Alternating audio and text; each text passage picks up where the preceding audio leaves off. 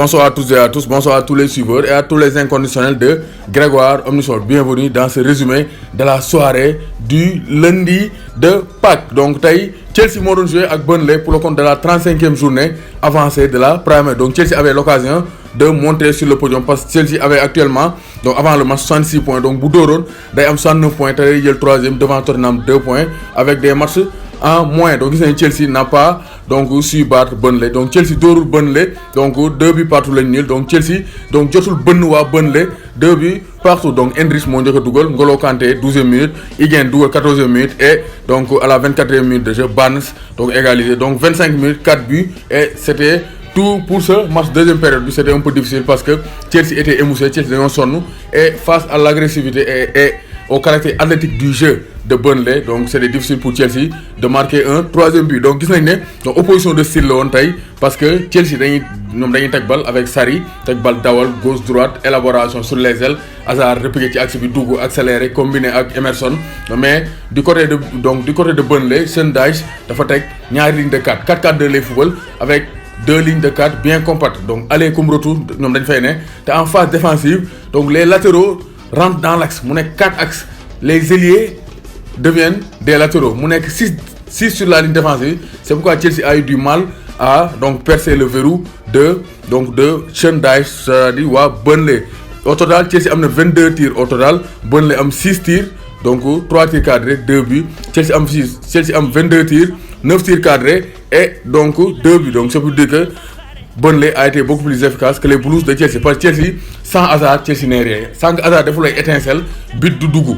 Ça aussi, c'est le grand problème des Blues de Chelsea. Gis nañ ne N'Golo Kanté a marqué sur une action rondement menée par Eden Hazard. Dafa dugg surface bi, war a mbic, tëgg croisé, dëpp dippi, waa ji jaaxaan saaraan N'Golo Kanté donc jël bal bi en retrait. Donc Hazard jox bal bi N'Golo Kanté en retrait, N'Golo Kanté dugal. Tey N'Golo Kanté a fait une excellente première mi-temps. Il a été partout présent dans les appels, donc dans les interceptions, dans les passes, dans les transmissions. Donc N'Golo Kanté a réalisé une belle première période avant de sortir donc après la pause. Donc comment il s'appelle? Kanté, N'Golo Kanté. Higuain tamit dugal na donc un but excellent sur une passe décisive d'Aspiri Koeta. Mais gis nañ ne gars yi waa Burnley sur 2 coups de pied arrêtés seen dugal parce que ñoom loolu mooy seen fort, parce que ñoom seen joueurs yi dañoo ngand am doole njool athlétique physique agressif moo tax Burnley dafa naqaree football. Donc daa ñoo nekkoon la surprise du chef en championnat, mais ren ils ont eu du mal donc à s'imposer, à confirmer moo tax donc ils ont réussi à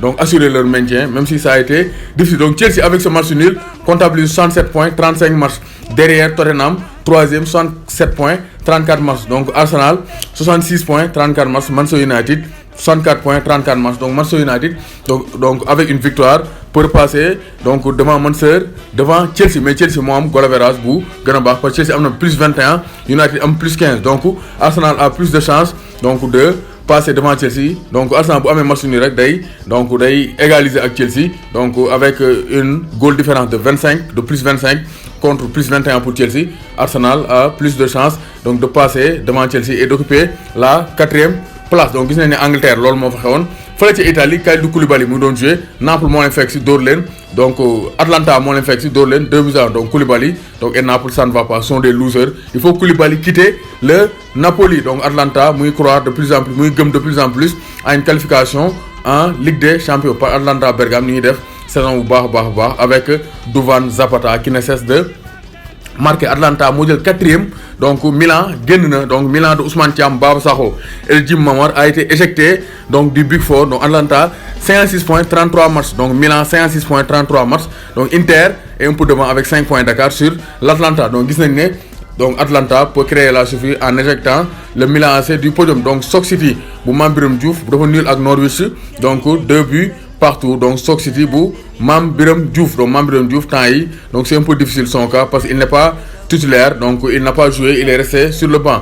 Bristol City ak Famara Diédhiou dugalul. Sheffield Wednesday moo leen dóor 2-0. Donc gis nañ ne foofu aussi sénégalais yi doxlawuñ trop. Fële ca Belgique donc on jouait la 5e journée des playoffs. Antwerp bu Amrabat bi moo doon dajeek kii di Krépin Diatta ak le FC Bruges. Donc gis nañ Amrabat bi était titulaire international sénégalais naa ko présenté sax et Dieu merci Mbokani donc dañoo nul 0 partout Krépin Diatta remplaçant la dugg à la 72e minute de jeu au classement Genk bu Mbwana Ali Samata l'attaquant tanzanien moo jël premier 44 points en 5 journées donc des na donc yeneen 5 journées donc phase aller jeex na Bruges deuxième 38 points donc Bruges est à 6 points de Genk bi nga xam ne bëgg naa succéder à Bruges et devenir champion cette année donc Paris FC devenu 0 partout ak Valenciennes bu Saliou Ciss en Ligue 2 français. Donc avant de terminer, je vais présenter le groupe de Chelsea, le groupe de Momo Chelsea. Donc Momo Chelsea dafa am donc benn groupe bu ñu naan Chelsea Ndam. Donc Chelsea Ndam